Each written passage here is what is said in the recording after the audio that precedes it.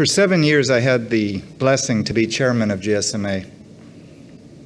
And Rob and I, as I said earlier, we'd talk every day, sometimes twice a day.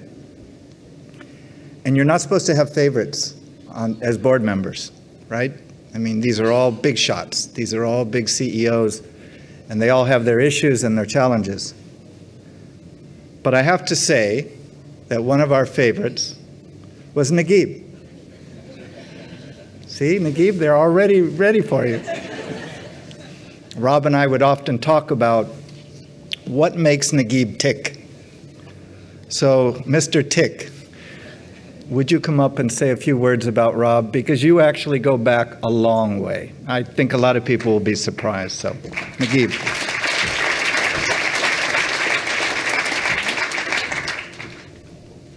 I think you're right. I think I am the oldest friend he had, because he came to Egypt in '97, and he was working for Motorola at that time, and we were bidding for this my first mobile license, you know. And I'll tell you a story. I mean, he changed my life, and you will find out how when I tell you when and where. We were stuck in a small office of France Telecom in Paris. I mean, they have awful offices.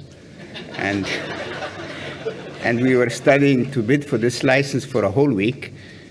We had a small problem that the representative of France Telecom was never there. So it was a trio, you know, but something was wrong because we never saw this vice president. She was supposed to come and join us. In the end, she came over lunch for 5 minutes and told us it's fine, whatever we were going to do, you know.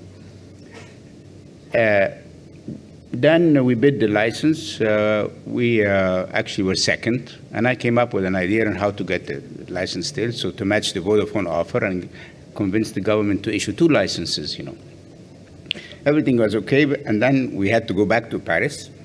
We found a completely new team who had nothing to do with the first team we met, and suddenly the vice president of international in France Telecom said, listen, you need to take SBC with you. And we were completely shocked, you know, where is this coming from, you know. Anyhow, apparently the guy had some friends there and wanted to just to change the whole configuration, and SBC was the one who was fighting us in the bid, you know, in Egypt, you know. So it was very difficult for me to accept, you know, but the guy kept on going on and was very arrogant. How many French are here in this room? Okay, he was reasonably more arrogant than the average French. And he kept on banging at me and saying it was without France Telecom, you wouldn't get this license, and who you to tell us what to do? We need to do this way, and like that.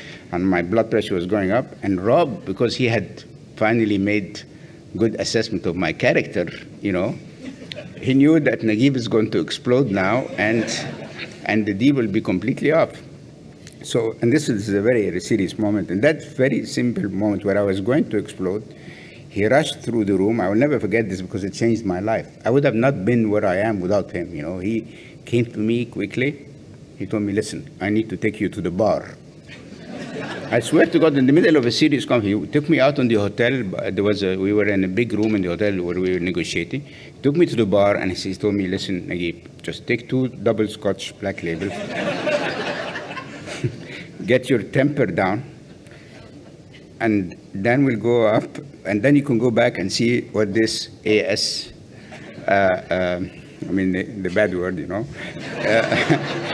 wants. Because if you go now, you will blow it up. That's what he really wants. He wants to spoil the deal for all of us, and he wants you to go out of your anger. And therefore, I went to the bar with him. We had the most marvelous 2 scotches in my memory. I cooled completely, went back to the room, and started from a different anger. And I learned from him 2 things. I mean, and this speaks about the man. First, Rob had something very fantastic. He was not confrontational. He could have not been chairman of GSMA the way he was. He could have been a corps diplomatique, you know, could have been an ambassador, because he was never confrontational. I cannot say the same for myself, you know. So, so he told me never decide in anger, never act in anger, you know, and he taught me that, and overcame this idiot at that time, and I got my first license. And without this first license, I would have not done the Orascom Telecom story. So you can all imagine what I owe this man, you know. He was something really fine. I mean, I've never seen someone who is able to not to get angry. I mean, I've never actually remember seeing him angry. You know, he's like, and I saw a lot of evil and bad people around. Sometimes he had to deal with them, and he wasn't angry. He was always cool, you know. And the other thing I want to mention here, and I'll have to give Craig his share of the credit, is when we moved the GSMA from Cannes to Barcelona. Now, who would take a step like that? It was totally on his neck. I mean, we were one summer in Cannes. Again, we had to deal with some arrogance from French arrogance. This time from the mayor of Cannes, you know, who was telling us, if you don't like it, leave. And like, and I thought that a major step like that, we had to leave in a rush, because the next year we needed to be here. We had to buy the company actually that does the conference, and I would say it was, you know, Craig and Rob Conway, they took this on their, I mean, I was with them, but I mean, I was thinking, oh, they've got really balls, and and especially Rob, you know, I mean, normally you'd expect a chairman not to take any risky decision. This was a very risky decision. I mean, people knew Cannes for 20 years, 10 years, we used to go there, and there was no notion that we can move so fast. And look at where we are today. We are at 80,000 visitors. We used to have 27,000 visitors, you know. Shows you also the quality of this man, you know. I mean,